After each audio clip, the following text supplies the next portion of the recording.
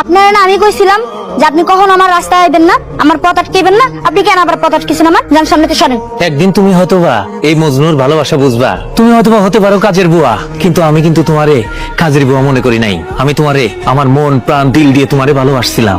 Please তুমি আমার ভালোবাসারে accept করো। আপনার মতো পোলা আমার দরকার নাই, বুঝছেন?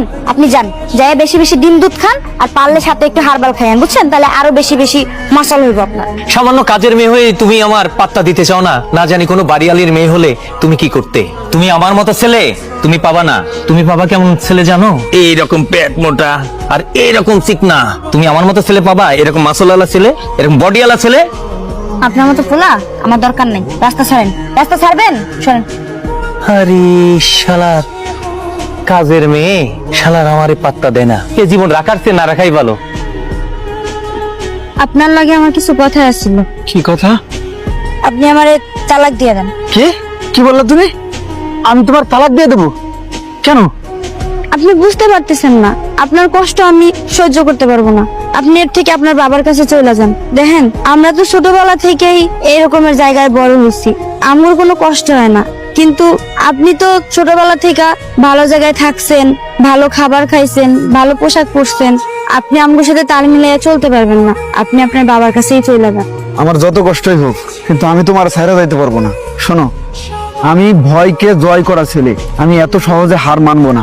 আমাকে যদি প্রতিষ্ঠিত হতে হয়, তোমাকে নিয়েই প্রতিষ্ঠিত হতে হবে, এবং আমি আমার বাপের সামনে তোমারে নিয়ে মাথা উঁচু করে দাঁড়াবো। তুমি দেখে নিও, যত কষ্টই হোক আমার কোনো সমস্যা নাই, যদি তোমার কোনো আপত্তি না থাকে।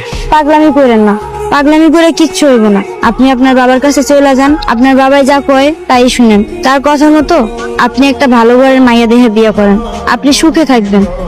তাছাড়া আমি আপনার যোগ্যও না, আমি অত সুন্দরীও না। আপনার বাপের জীবনে আমগুলো মাইনে নিব না। দেখো, তুমি যেটা বলছো সেটা ঠিক আছে, কিন্তু আমার তো আমার বাপের সম্পত্তির প্রতি লোভ নেই। যদি লোভ থাকতো তাহলে তো আর আমি ভালোবেসে তোমার হাত ধরতাম না। এই যে আমাদের যে খারাপ দিন যাচ্ছে, এই দিন যাবে না। আমি যে কোনো একটা ছোটখাটো কাজ হলেও আমি জোগাড় করে নেবো, আর আমার বাপরে আমি দেখাই দেবো যে বাপের সম্পত্তি ছাড়াও জীবনে প্রতিষ্ঠিত হওয়া যায়। তুমি এত অধৈর্য হও না, একটু ধৈর্য ধরো, দেখবো আমাদের সুদিন ফিরে আসবে। প্লিজ লক্ষ্মীটি, তুমি এত অধৈর্য হও না। চলো আমরা বাসার দিকে যাই, আসো।